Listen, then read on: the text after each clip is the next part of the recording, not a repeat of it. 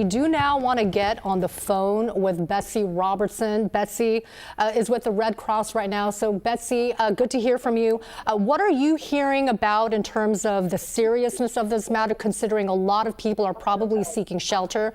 What is the Red Cross coordination looking like right now?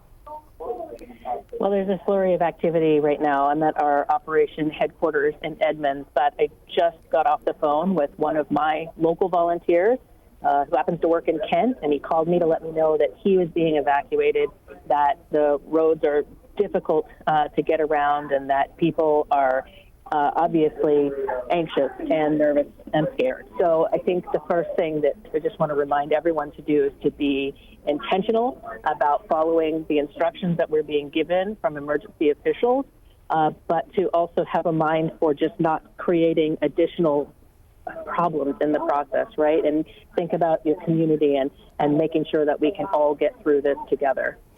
Betsy, we earlier moments ago laid out some shelter options that the King County Emergency Management Department has laid out. They include Auburn Community, Ray of Hope Shelter, and Evergreen State Fairgrounds. Is the Red Cross going to be providing any additional shelter options as well?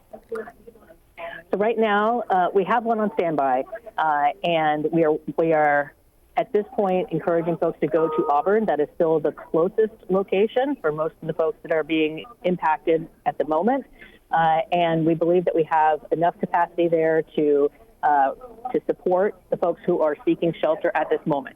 We are also prepared to expand and flex and open another facility and potentially more if the situation warrants. So for the moment, the message is still Auburn is the best location to go to, and just know that we are working feverishly to make sure that we are going to meet the need, however it expands.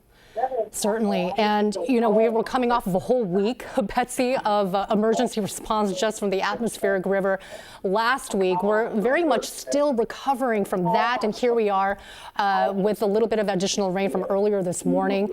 And now this levee breach. What is it looking like sort of on the ground within Red Cross? And what is that I mean, can we say that you guys are stretched thin as well in terms of the response here? The geographic challenges presented by this event are undeniable. We are stretched, right? We have people basically from the Canadian border all the way down into Lewis County and on the eastern side of the mountains. So it just speaks to the scope of this event and the number of people being impacted.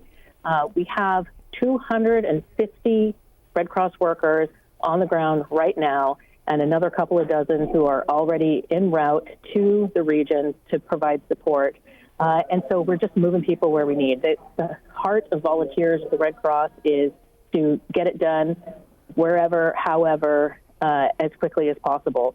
So if folks are wondering how they can get involved, go to redcross.org and sign up to become a volunteer, whether or not it's today or next week, next month.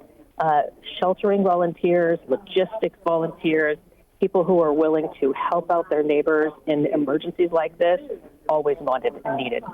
Yes, and we do have that Northwest Response Partnership here with King 5 with Red Cross. So thank you very much for mentioning that, because certainly this is going to be a long road ahead of recovery now that we have this brand new levee breach. Thank you very much, Betsy Robinson, for joining us to let us know about the Red Cross coordination, and we'll stand by and get some more information from you as well. Thank you very much.